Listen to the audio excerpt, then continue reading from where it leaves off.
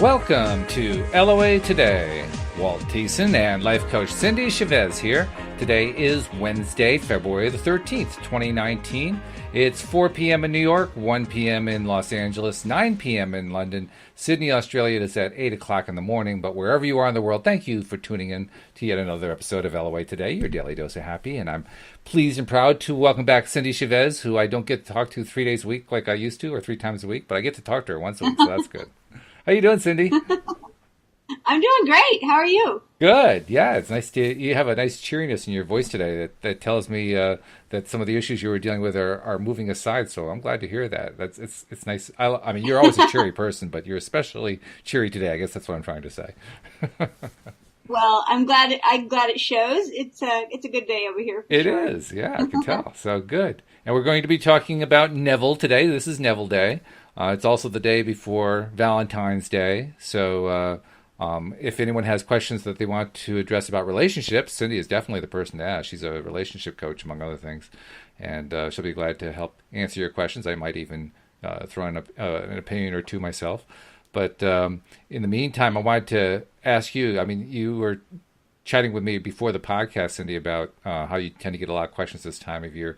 And I was wondering, is there anything particular that you're getting a lot of this year? Something that's like the theme this year of the questions that you're getting?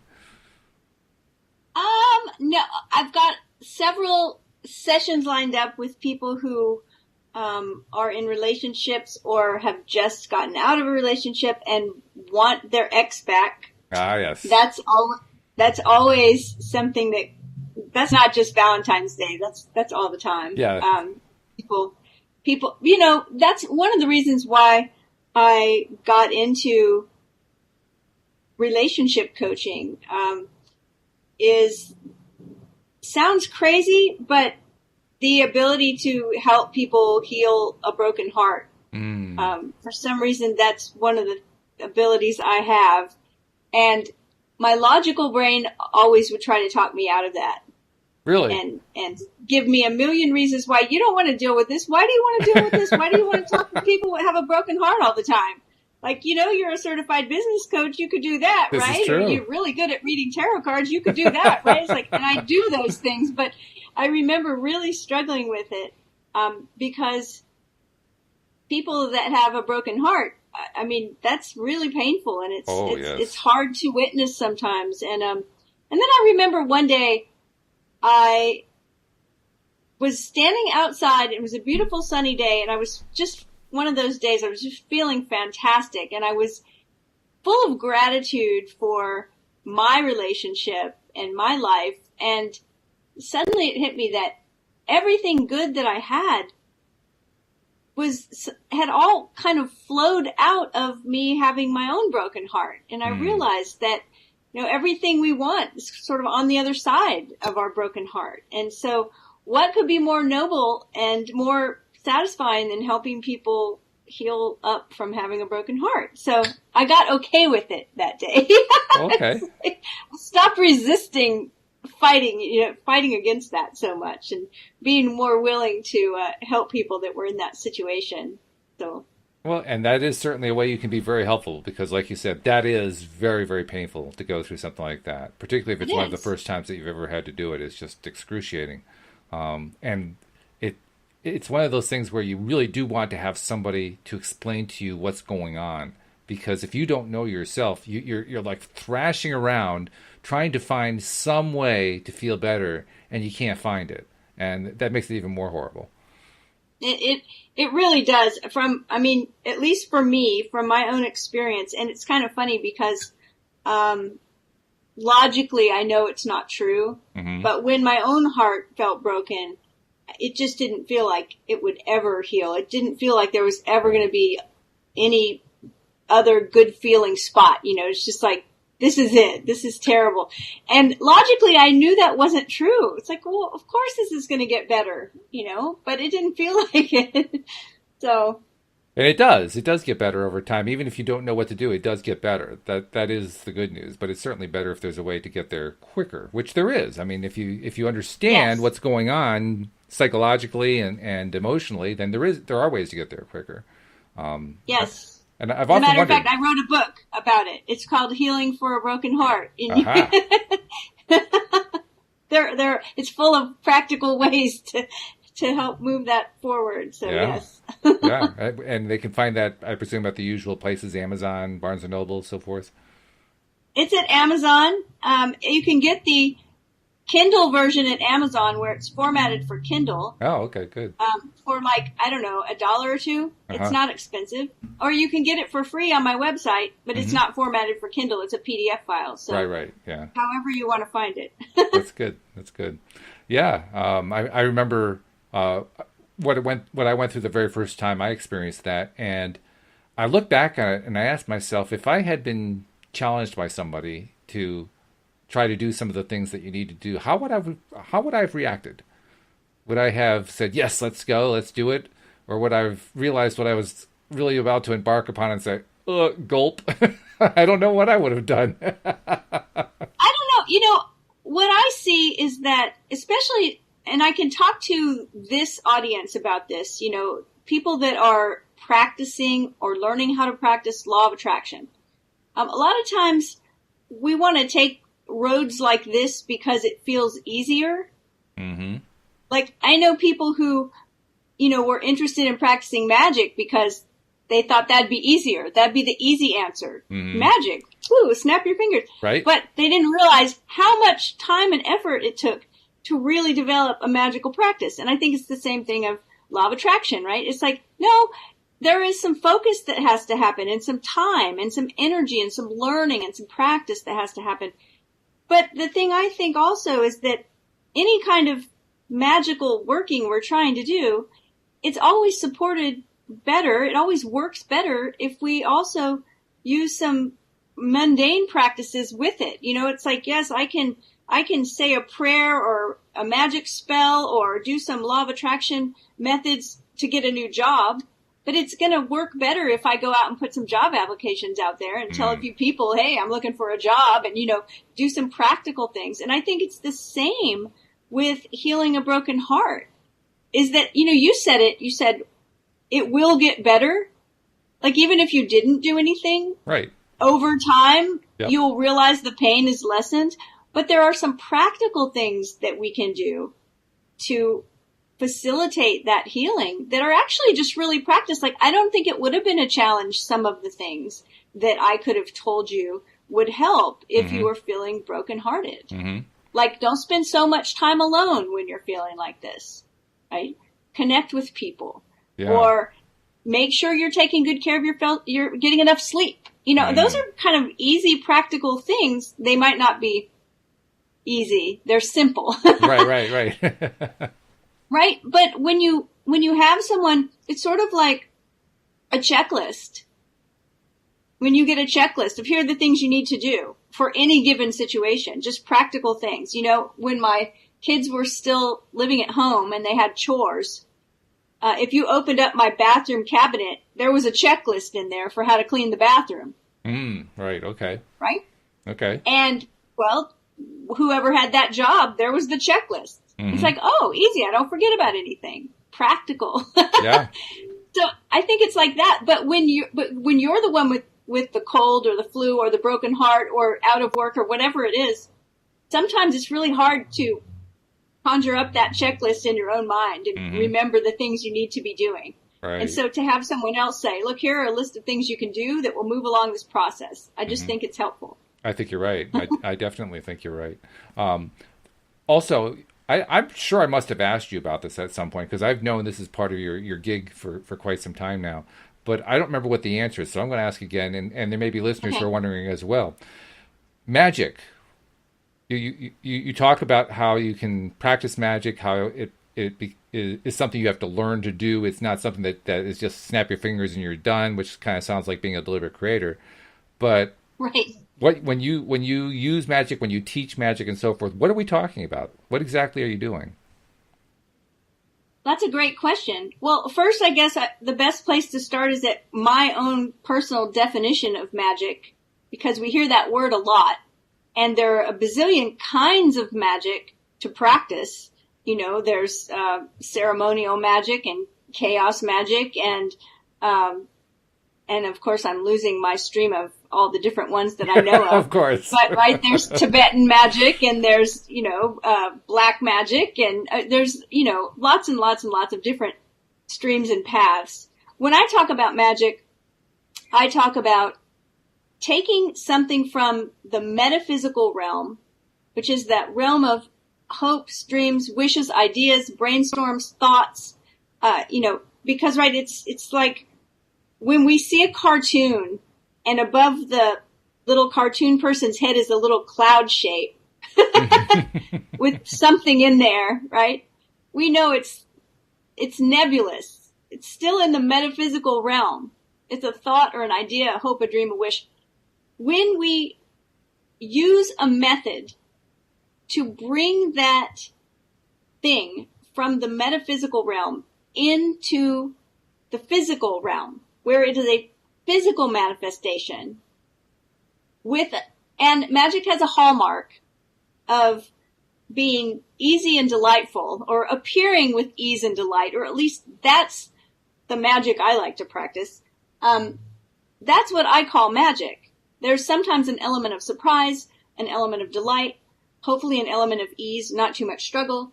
And we have manifested something from a thought, a hope, a wish, a dream, a vision into physical reality. I have a very eclectic practice that encompasses Buddhist magic, chaos magic.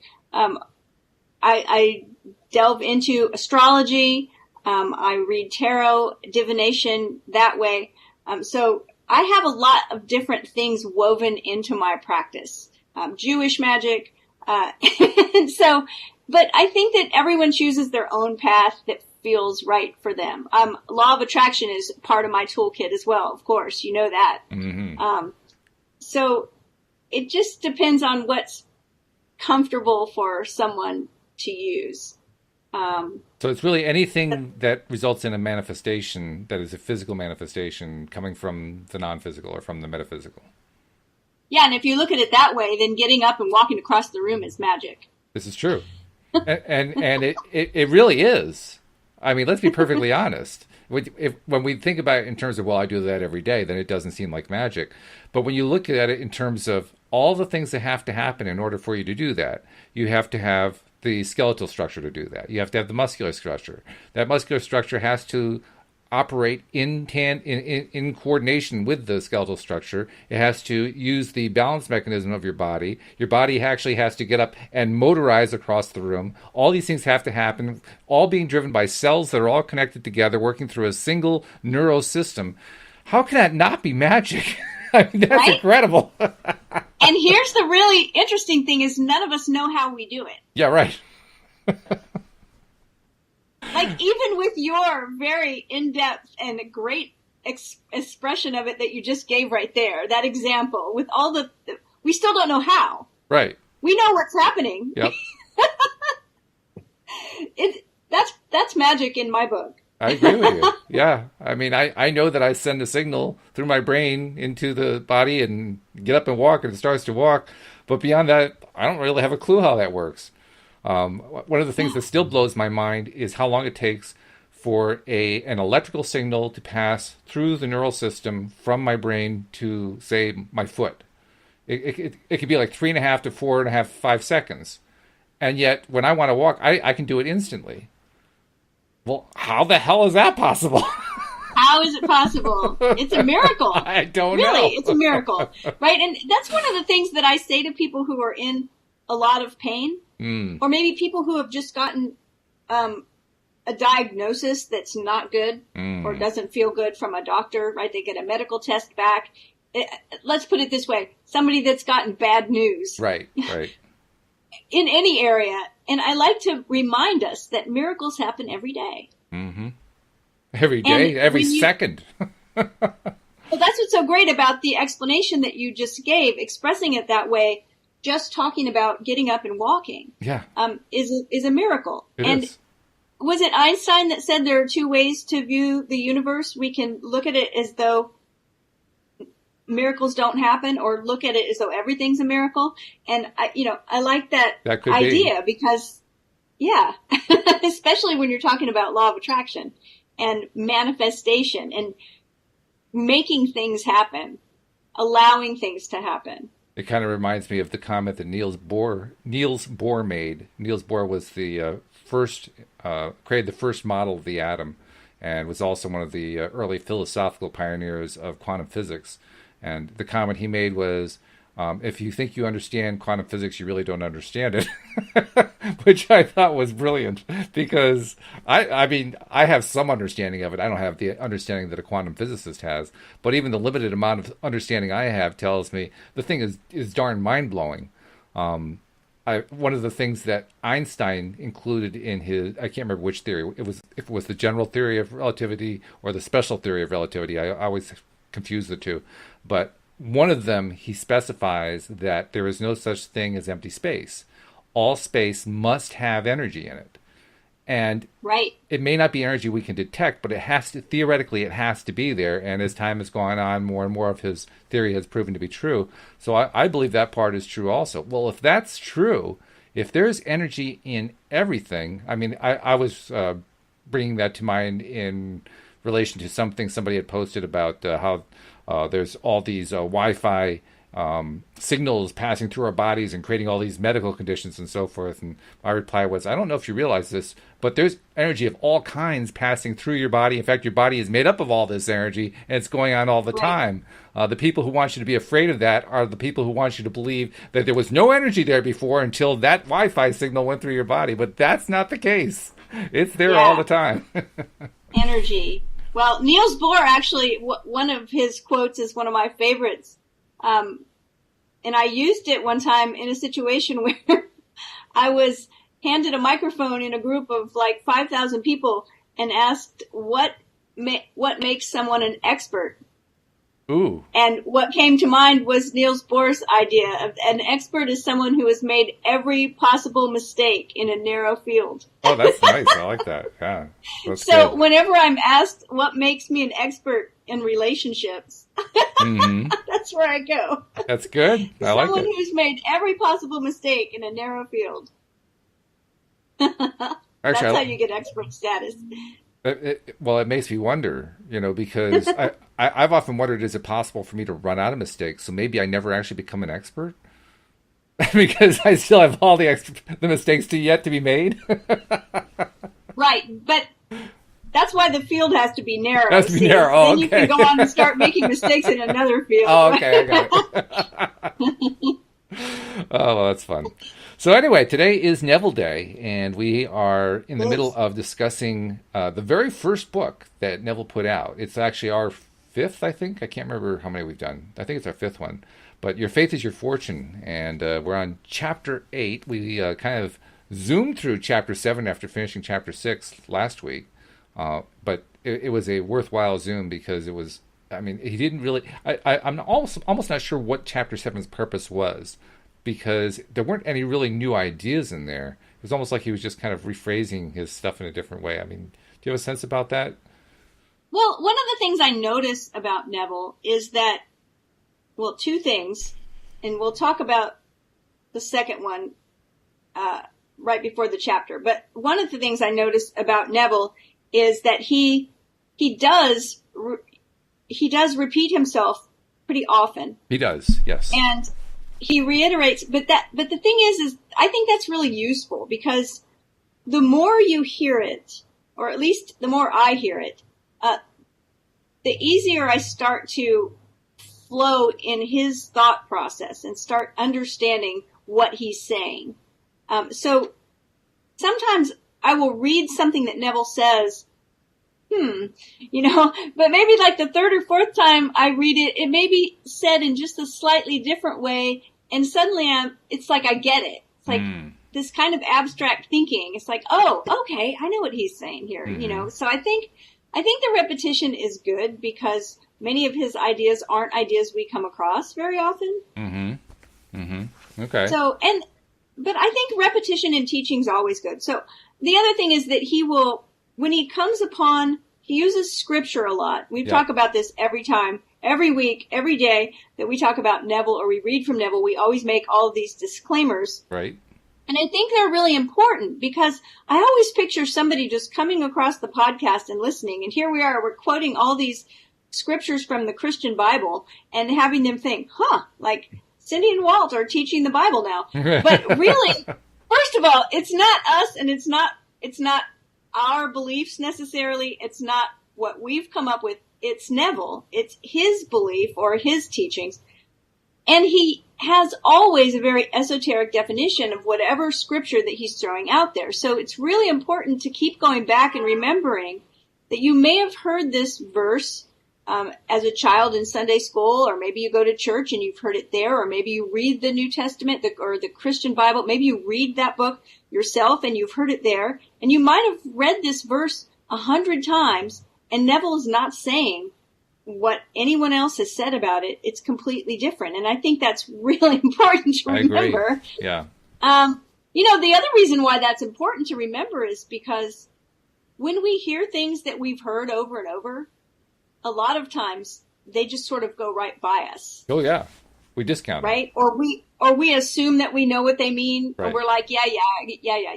But with Neville, it's important to recognize that he is meaning something completely different. And I'm sure as soon as we dive in here to chapter 8, we're going to come across it because he leads off with a bunch of verses from the Christian Bible. Of course, yes. I'm going to just preface it right from the beginning, and people that are listening every week know this already, but when Neville uses the word God, he defines the word God as your imagination or your consciousness. So if Neville talks to me about God, he's talking about my consciousness or my imagination. It's important to keep in mind. And there's an interesting side thing that goes with that, because somebody posted on one of the groups today on Facebook the question about, I don't remember exactly how he phrased it, but the gist of it was this: which comes first, the consciousness or the imagination? And I was taking the position that the consciousness comes first, because you have to have a conscious being that does the imagining. But it's an interesting question when we look at Neville, because Neville kind of treats them as being equivalent, and they aren't really exactly the same thing. Well, and if we went back to maybe even the book prior to this one, where Neville was doing a lot of describing of the subconscious and the conscious, and how the subconscious was creating, but then he said, this is really just one thing. I'm dividing it and making it sound like two because it's easier to describe to you the function. Right. But your consciousness is your consciousness. So I would agree with you. Consciousness came first, and that the consciousness has created the imagination, which now feeds the consciousness. But, at the same time, it's probably here or there whether we realize which came first, because it's a theoretical question, and none of this works in theory. This is true. It just works in practice. Yeah. So I don't like to get into theory too much, because I think it can be a stumbling block to send us over to a place where we're trying to figure out how something works, when, instead of figuring out how the car works, just get in and drive. Drive the car, yeah. Okay, well, I'm in favor of that, because I know in my own life I have been particularly focused on practicing hardening things into reality by assuming the feeling of the wish fulfilled, playing out that little vignette. I've been really working on that with some stuff that's been kind of tough for me. So I'm really looking forward to hearing what today's latest set of lessons are, because I want to learn this better. I know the basic, I know the general, but I want to learn it better. Well, here's what's interesting. The chapter title is No Other God. Mm-hmm. And when I hear that, he leads off with this verse, I am the first, I am the last, and besides me is no God. And of course, immediately I think of a deity who is all-powerful and who is telling a group of people that I'm the only one, don't worship anyone but me. Mm-hmm. See, so that's my predisposed, learning about that verse. Most people, I think. But if I say, okay, but Neville says that God, when he talks about God, he's talking about the human's consciousness and the human imagination. I think, okay, well then that changes the complete meaning of this. So I need to look at it new. So he says, I am the first, I am the last, and besides me is no God. I am the Lord thy God, which brought thee out of the land of Egypt from the house of bondage. Thou shalt have none other gods before me. Thou shalt have no other God beside me. As long as man entertains a belief in a power apart from himself, so long will he rob himself of the being that he is. Every belief in powers apart from himself, whether for good or evil, will become the mold of the graven image worshipped. This is a key point right here, by the way. Before you go to the next part there, that's a really key thing. And I say that because the idea of a belief being a power apart from oneself, that has a very definite set of assumptions, I guess, if you will, that go along with that, for me anyway, because so often, especially in law of attraction circles, we talk about how you want to leave it to the universe to deliver the best possible result for you. And that does sound like putting the power outside of yourself, saying, no, it's not me, it's out there. It's out there delivering to me. And there are Neville advocates who will jump all over you for saying, oh, no. This is all inside you. Don't create a duality that you don't have to create. What do you think? Well, another thing I think is interesting that passage brings up too is, that he says every belief in powers apart from himself, whether for good or evil, will become the mold of the graven image worshipped. And how many times do we have a belief that's connected to a how that has to do with a power apart from ourselves, right? Yeah. If the company calls me back, if the bank gives me the loan, if this guy is really interested in me, right? All these powers that we are putting apart from ourselves, and then we start, he uses graven image worship, then we start worshiping that thing, or we start depending on that thing.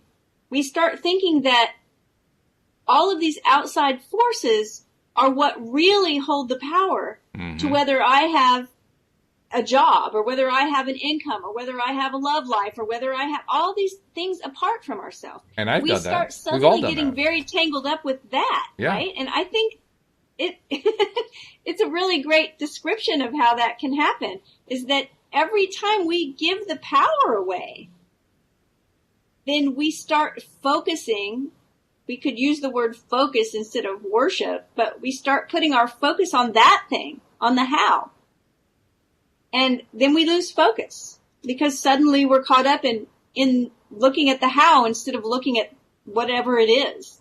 And yet, and I can see that I do this. I suspect that virtually everybody listening to this podcast says, yeah, I can see how I do this.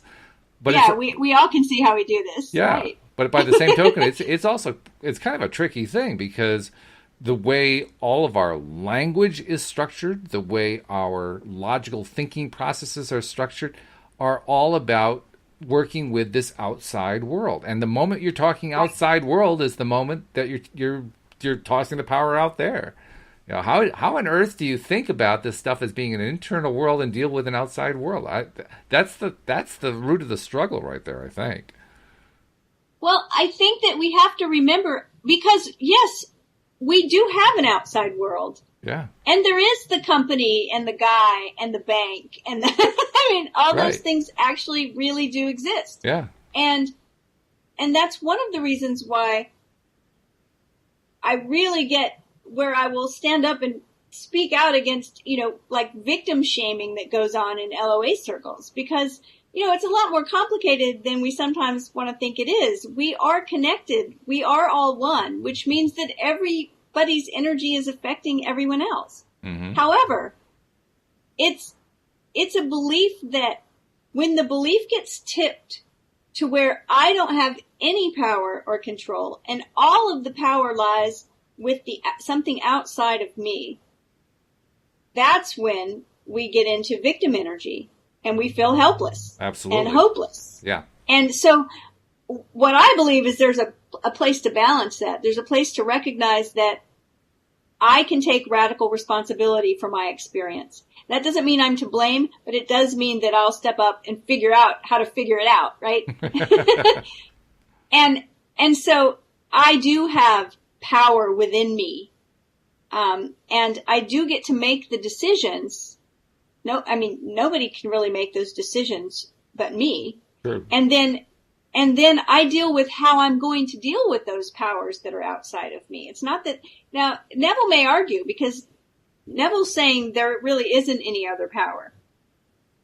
And it's only a belief. That's right? the core paradox here. And I'm hoping he's going to address that paradox in greater detail. So, having interrupted you, let me let you get back to reading and explaining this stuff to us. Well, look where he goes next. He says, the beliefs in the potency of drugs to heal, diets to strengthen, monies to secure, are the values or money changers that must be thrown out of the power. He can then unfailingly manifest that quality. This understanding throws out the money changer's temple. Ye are the temple of the living God.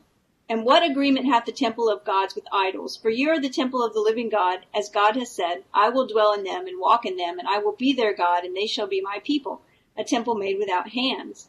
It is written, my house shall be called of all nations a house of prayer, but you have made it a den of thieves. For my house shall be called a house of prayer for all people. The thieves who rob you are your own false beliefs. It's your belief in a thing, not the thing itself, that aids you. There's only one power. Now that sounds like a placebo to me. There's only one power. I am He. Because of your belief in external things, you think power into them by transferring the power that you are to the external thing. That's an interesting comment you made. That's a really interesting comment you made about it being a placebo. Talk about that for a second. Why do you see that as a placebo? Well, he says it's your belief in a thing, not the thing itself. Mm-hmm. There's only one power. I am He. So there's only one power, your consciousness. Because of your belief in external things, and I love this, what he says here, you think power into them by transferring the power that you are to the external thing. Realize you yourself are the power you have mistakenly given to outer conditions. Mm-hmm. And the reason why I said, to me, that seems like a placebo, I remember when my mother was diagnosed with cancer, and it was bad. It was stage 4 cancer, and it was in several places in her body. And I remember the doctor saying to us, the mind is the most powerful part. Her mind is the most powerful part of her. And he was saying it in the context of us asking about some alternative treatments that we knew had been effective and whether he would, be willing.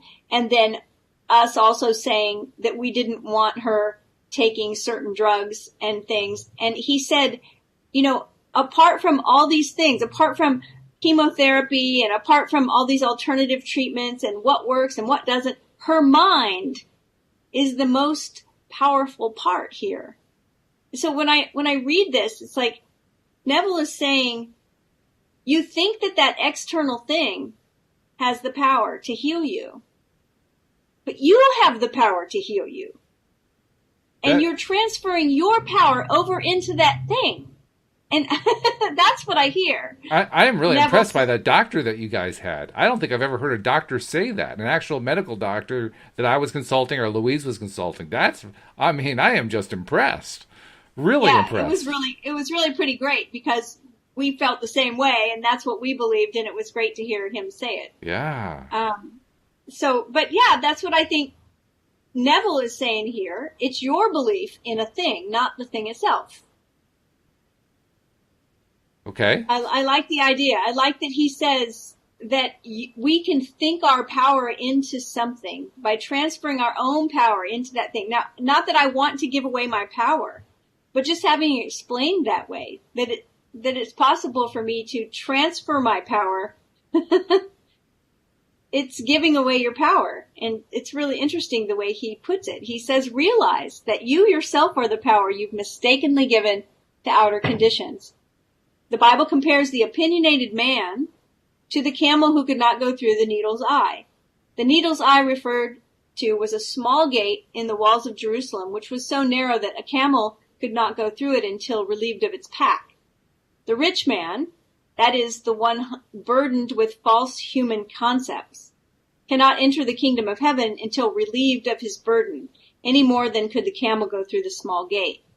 Man feels so secure in his man-made laws, opinions, and beliefs that he invests them with an authority that they do not possess.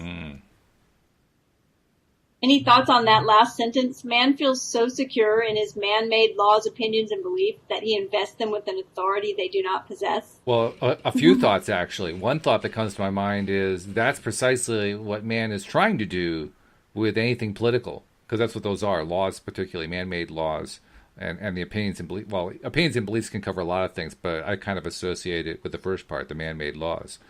And indeed, we think about political leaders as being authorities. That's exactly what we call them.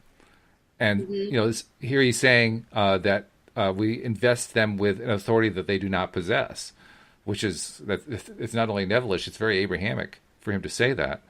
And it's one that I resonate with very well. The idea of giving an authority to somebody that really is not theirs, that they really cannot possess, well, it does a couple things. First of all, it explains why it is politics never works. Because we try to treat them like they have the authority, but they really don't. It also brings to mind what the root of the word authority is.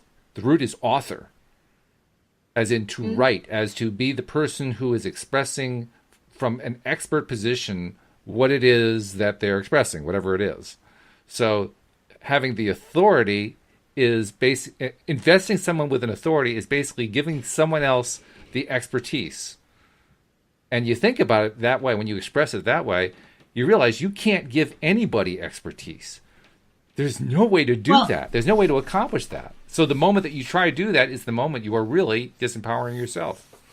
And if you're talking about your own experience and your own life, why would you want to allow someone else to be the author of it? Yeah, well, that too. Yes. But right? We do it all the time. Yeah, we do that regularly. We do it all the time. And we think about how we, as a matter of fact, I just talked to someone, and that was one of the things they mentioned, is they were really worried about what other people were going to say about a choice they made. They were worried about, they really wanted to make a particular choice, but they were worried about what people were going to say. They were worried about what people were going to think. They were worried about getting some blowback over it. Right. People, family members saying this was the wrong choice. And I think, wow, that right there is that authority that we give to all these other voices of people telling us that they don't approve of what. And I'm telling you, that's probably the worst thing we can ever do, is to seek approval. I agree with you. By the way, Jamie is listening in, and she's raised an excellent question, and I think it's one that throw it out there. I want to know. I think we need to address this one. She says, "How would you reconcile this idea that there is no power outside of myself with Abraham Hicks's concept of source energy?" Well, you are source energy. Yes.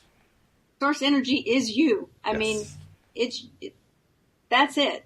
Yes. That's how I reconcile it. But it's an excellent question, because that's precisely how most people treat source energy, as something out there. Yeah. And we do that because, as much as we like to think of ourselves as being a part of source energy, I think most of us think of ourselves as being separate. Well, it's separate the way separate drops of water make up the ocean, though, right? I love that metaphor, because it's really clear. It's like, we get into these conversations when we talk about religion, when we talk about any kind of spiritual practice. People will ask, well, are there spirits? Are there deities? Are there entities? Look at Hinduism. There are thousands of deities. Right. Right? And I only personally know a couple of them, but there are thousands, and there are saints, and then there are powers, do they really exist? I believe that they do, but I also believe that we're all one. And I also believe that it's all in my head. Yes. Right? Everything's all in our head. Or in our hearts, depending on how you want to look at it. everything is all in our imagination. Yeah. I mean, everything we're experiencing, we think our eyes are seeing, but it's really our brain processing, right? It's true. It's true. It is. And so I think it's the concept that we constantly trip up on. It makes sense when you express it abstractly, but trying to kind of come to terms with it in day-to-day experience, that's where it gets a little tricky. The concept is simple. We are all, like you say, drops of water. We are individual, but we are part of the larger whole. We are both at the same time. And when we talk about source energy, we're talking about us, and we're also talking about our connections with the rest of us. It's both, all at the same time. We're It's so used to tricky for us. differentiating. It's tricky for us to understand because we are limited by our senses. Mm-hmm. I mean, we have 5 senses. That's not a very big number. It's true. One for each finger. we might have 6, right? 6 senses. Yeah, right. Still, it's we're limited as human beings. We have some limitations. So I think that's, I think that explains a lot of that. Great question, though. But it also clarifies what it is that we're really dealing with here. Why do we spend so much time on this law of attraction thing? It's so simple. That which is like unto itself is drawn. Like attracts like. That's such a simple concept. And yet we spend so much time on it. I think we're touching on exactly why we do. Because it's not so easy to understand it in the context of who we really are, because I don't think we're really clear about who we really are. I mean, you and I are expressing it pretty clearly here, but I think most of the time, I don't think we're clear about this. I don't think we're clear about we're all part of this one source energy. This is us. We are it. Yeah, no, that's true. And I think that, this idea, like the chapter, no other God, and you have Neville saying, that you're it, right? There's no other power outside of you. And that's like, wow, seriously? That's a pretty big thought. But I also think that it's personal. So for me and my life and my experience, I'm the one that has the power to decide how I experience. No one else does. But I don't have the power to decide how anyone else experiences their life. So for them, they are the one. You are the one. Mm-hmm. And somehow then to complicate it, we're all connected together. Yeah, right. Just to make things more interesting. Now, Jamie also added a second follow-up to what she said. So Abraham Hicks is a state of consciousness like Neville's concept of Christ and the disciples. So Abraham's, Hicks, Source, Neville are all me pushed out. I would say that. Yeah. For you. I would even say it's a little bit more than that. I think there's a lot of truth in the way she phrased that, and it's a nice way of expressing it. But I think it's also all of that is within. Yeah. I mean, there really is no out and in. We treat out and in. We really do treat out and in because that makes sense to us. You talked about the 5 senses. It in and out makes sense to us. I feel like this is outside. I feel like there's something inside. But really, they're the same thing. It's the same way that we get mind boggled when we hear that time isn't linear. Mm-hmm. We're like, but wait a minute. I know this thing happened in the past. I know this other thing that's going to happen tomorrow hasn't happened yet. No, actually, everything's happened at once. I can see my stopwatch. My stopwatch is going. There is a second. There's another second. I can see it. There it is, right there. It's not linear. It's circular. It's circular. Okay, so I believe we're going to be able to finish this chapter, which is like a miracle, right? For us, it is. Yeah, that's what I mean. Not for us. So Neville says man feels so secure in his man-made laws, opinions, and beliefs that he invests them with an authority they do not possess. Satisfied that his knowledge is all, he remains unaware that all outward appearances are but states of mind externalized, which is exactly what Jamie just said. That's right. Yes. When he realizes that the consciousness of a quality externalizes that quality, without the aid of any other or many values and establishes the one true value, his own consciousness. So he's saying here that when we realize that our consciousness of a quality will actually bring that quality into manifestation and that it doesn't take anything else, just the consciousness, then that establishes the value of our consciousness when we start recognizing that.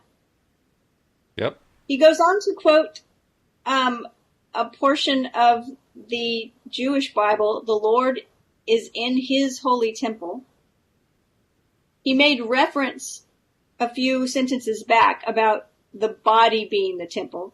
So I think he's talking about consciousness again. And the consciousness that inhabits our body, right? The Lord in the temple. He says consciousness dwells within that which it is conscious of being. I am is the Lord and man, his temple. Okay, I am is the Lord. I will put the comma there. And man, his temple. I'm editing Neville now. Yep. Knowing that consciousness objectifies itself, man must forgive all men for being that which they are. He must realize that all are expressing, without the aid of another, that which they are conscious of being. Peter, the enlightened or disciplined man, knew that a change of consciousness would produce a change of expression. Instead of sympathizing with the beggars of life at the temple gate, he declared, "Silver and gold have I none, but such as I have, the consciousness of freedom, give I unto thee. Stir up the gift within you. Stop begging. Claim yourself to be that which you decide to be. Do this and you too will jump from your crippled world into the world of freedom, singing praises to the Lord, I am. Far greater is he that is in you than he that is in the world." This is the cry of everyone who finds his awareness of being to be God. Your recognition of this fact will automatically cleanse the temple, your consciousness, of the thieves and robbers, restoring to you that dominion over things which you lost the moment you forgot the command, "Thou shalt have no other God beside me." So Neville makes that verse very literal. Yes. Saying you shouldn't have any other God besides yourself. That may be a really hard pill to swallow for someone that practices a traditional religion. So always remember to go with what resonates for you. That's how I feel about it. I don't have a problem with anything Neville says, but that's me. And I've, walked a long, twisty road in my practice. So I always want to make sure that people aren't too freaked out by Neville because, a lot of what he says and the way he defines certain verses would definitely be considered, heresy, if not blasphemy. So, well, you were just in the process of making all those mistakes so you'd become the expert. That's really what it was. But because that's what you were referring to earlier, right? You're the expert's the one who's made all the mistakes. Yeah, I say that jokingly when in reality, I really don't think there are mistakes in life. I don't think there are mistakes. I like the idea that there are no mistakes, just human experience. Mm-hmm. And so, looking back, I don't think I'd really change anything. Because everything that we go through creates whatever we are now. And contrast is a really valuable part of the human experience. So, mm-hmm. Mm-hmm. Yeah, I understand what you're talking about. To me, the word mistake is very similar to Neville's idea of the word sin. Just missing the mark. Yes. It's the same word. Yeah. Yes. Right. So when I think of a mistake, it's like, oops, oh well, I just didn't hit the target on the bullseye this time. Right, just try again. Yeah. Go again. Just go. You get a do-over. Yep. What do they call it in golf? A mulligan? A mulligan. Right. Mulligans. Unlimited mulligans here, folks. Right. Do it again. Just try again. This last paragraph, it reminded me of a few things. First of all, a phrasing he uses a lot, and a lot of it, like you said, he draws from Scripture. You talked about how somebody from a traditional religion could have trouble with this. My reaction was, I think anybody, regardless of their religion, can have trouble with this. This is not easy stuff. But you look at phrases like, where is it? Do this and you too will jump from your crippled world into the world of freedom, singing praises to the Lord I am. Except, of course, that the Lord is you, so you're singing praises to yourself. And now all of a sudden, we're starting to touch on what, for some people, feels like narcissism. It feels like, this is just self-love. This is like, this is somebody who's totally blind to everything else, and it's all, the horrible person. I have a different take on that, that might not be quite as narcissistic.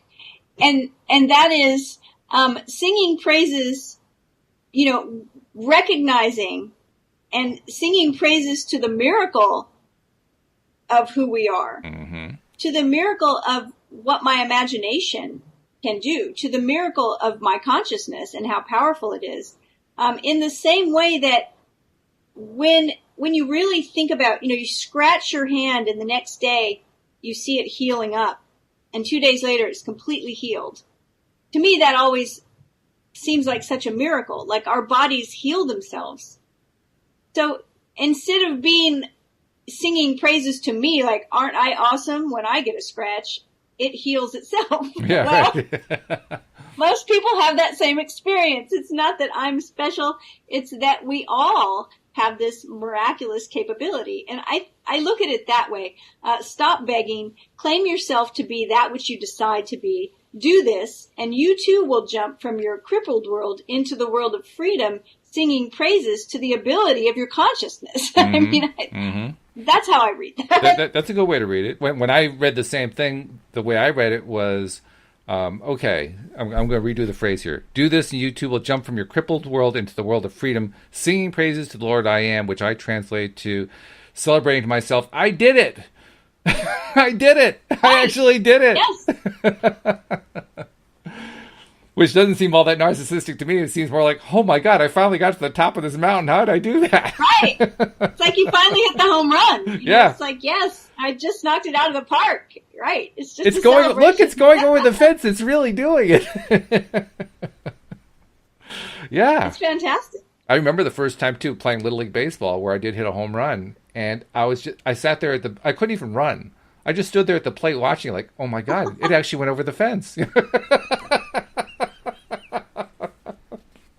That's awesome, because my first story, when I was, I guess, 7 or 8, I was painfully shy. I didn't play sports. And I got up to bat and swung and missed and finally got a hit, which was probably more like a bunt, but not intentional.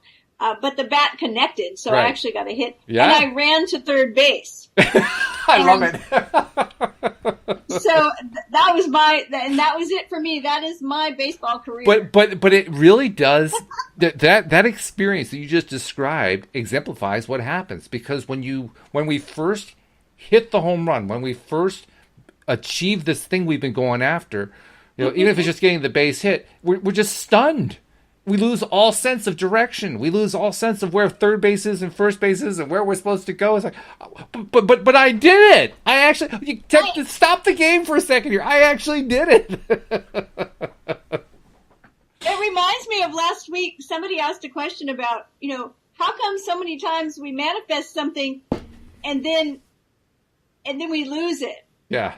Or we manifest something and then something terrible happens. Mm-hmm. And, our conversation went to, well, because there's more to just outer manifestation. Like your inner self has to be ready to be the person that has that thing. And if you're not ready, if you just did the outer, work to manifest something and there was no inner work to be the owner of that thing, whatever it is, and that it reminds me of that. It's like connected the bat to the ball, but I wasn't quite ready to go anywhere else. That's right. That's right. Yeah. There's almost like a shock value that's involved. And by the way, Jamie was asking which chapter this is. Jamie, this is chapter 8 from Your Faith is Your Fortune. It's entitled No Other God. It's a very short chapter, but as usual, we can spend hours on it because we find all kinds of layers of information in this stuff. I know that this chapter, I talked earlier about how I'm trying to really learn this hardening thing, trying to really learn this focus and this vignette creation and this this assuming the feeling of the wish fulfilled and all that kind of thing. Really, really, really learn it. And this chapter is addressing exactly what I needed to hear. We all do this, but I had gotten into the habit in the last couple days or so of treating the power as if it was outside of me. It's so easy to do that. Talk about the mistake. That's the mistake. It's a simple mistake, but I made the mistake of assuming that I'm not the one who has the power. And the moment that I assume that is the moment when I start feeling that lack end of the stick, because now I can't have the thing end anymore. Because now it depends on that outward thing, the outside thing. But here's what I love about this chapter. Probably my favorite part of this chapter is dealing with that right there. And it's that he says, because of your belief in external things, you think power into them by transferring the power that you are to the external thing. I love that because that reminds me when I'm in that place that you just mentioned, where suddenly you realize, oh my gosh, I'm giving my power away to this thing out here. It's that recognition. It's not just that I'm putting the power over there, but it's that I'm transferring power that I am to that thing. And I can call that power back. I can reclaim that power. I don't have to leave it out there. I can call it back to me. Now, for me, the question becomes, why do I keep giving the power away? I think I know the answer to that one. But how do I stop myself from giving the power away? Like the next try, how do I do it? How do I keep myself from doing that? What was that? It's awareness. It's awareness. Mm-hmm. It's mindfulness. It's sort of like any other habit we try to break, where in the beginning, like if we're trying to break the habit of something verbal, something we keep saying, at first, we're always going to recognize it after we say it. Mm-hmm. Maybe a half an hour after we said it. Right. It's like, oh, I think I said that again. Then we'll start catching ourselves mid-sentence, right? And we start catching it. Like maybe somebody that goes around saying, oh, I'm terrible at remembering names. I never remember names. Yes. And then they say, I'm not going to tell that story anymore. So then they say to somebody, what did you say your name was again? I never remember names. And then after it comes out of their mouth, oh, I did it again. But then after a week of catching themselves afterwards, they say, what was your name again? I'm trying to get better at remembering names, right? They catch themselves in the middle of the sentence, but then pretty soon they'll remember before they say it. Mm-hmm. That's when the habit's starting to be broken. And so it's the same way. You're talking about having an awareness right now. Right. And you mentioned it earlier, and I think you're absolutely spot on. It's built into our language. And language is everything, and words are powerful. So it's built into our language. So it's hard to break. But you're already in the spot where you're aware of it, and so it's the awareness of it that will break it. And you'll stop giving the power away. Yeah. We all can do that. Yay! Yeah, thank goodness. I mean, even now as we're saying this, I know that there's still a little disconnect going on in my head, but there's the logical side that's saying, oh yeah, of course, we can do this. We got this down pat, no problem. Meanwhile, the other part of me is saying, I'm not so sure yet, but the logical side is saying, yeah, we got this. We got to do this. We can do this. It's ours. We got it. We got the power. We do, yeah. And that power is ours at all times. And as much as we can hold on to that memory, to that recognition, that's how much we succeed in life with everything that we want to succeed at. It's the moment that we give that away, that's the moment that everything starts to fall apart, which is really something. Oh, well, as usual, you wore me out with another chapter of Neville, but it's a good one. I tell you, this is really, really good. This is good stuff.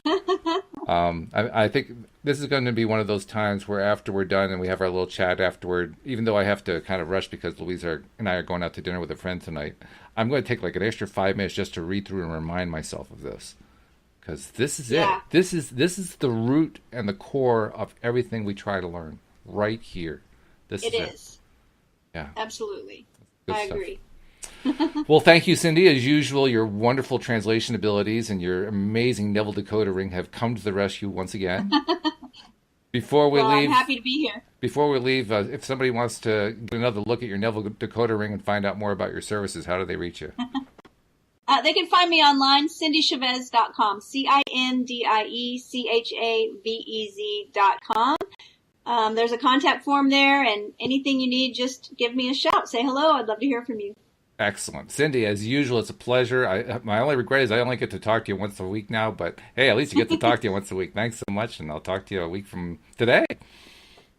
I'll be back. All right, I will as well. We hope you'll join us as well next time here on LOA Today. Goodbye, everybody. Bye, everyone.